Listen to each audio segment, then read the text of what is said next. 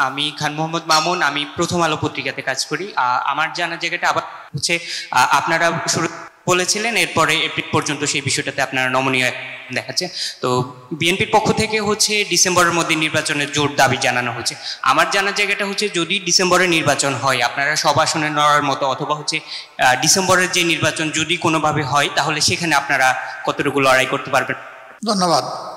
ওনার বক্তব্যটা কিছু ক্লিয়ার হয়েছে আর কিছু সাউন্ডের কারণে ক্লিয়ার হয়নি। আমি বলতেছি আপনার পক্ষে। উনি জানতে চেয়েছেন যে আমরা ফেব্রুয়ারি টু এপ্রিল একটা ফ্লেক্সিবল টাইম আমরা মেনশন করেছি। প্রথমে ফেব্রুয়ারি বলেছিলাম, পরে এপ্রিল পর্যন্ত আমরা এটাকে ফ্লেক্সিবল করেছি।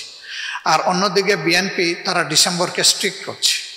এখন যদি ডিসেম্বরে ইলেকশন হয় তাহলে সেখানে আমাদের ভূমিকা কী হবে? না, ডিসেম্বর কেন, আজকেও যদি ইলেকশন আমি দেখি যে এটা আসলে সমতল মাঠ তৈরি হয়ে গেছে এবং এখন ফেয়ার ইলেকশনের পক্ষে জাতি প্রস্তুত, সকল অর্গান প্রস্তুত, সেই ইলেকশনে তো আমরা যাব, আমাদের তো যাইতে কোনো সমস্যা নেই। এটা ডিসেম্বর দিয়ে কোনো কথা না। কিন্তু এই বিষয়গুলো পরিষ্কার না করে ডিসেম্বরে এপ্রিলে হলেও তো কোনো লাভ হবে না। এই জন্য এই বিষয়গুলো পরিষ্কার হওয়া হচ্ছে বড় জিনিস, বড় চ্যালেঞ্জ।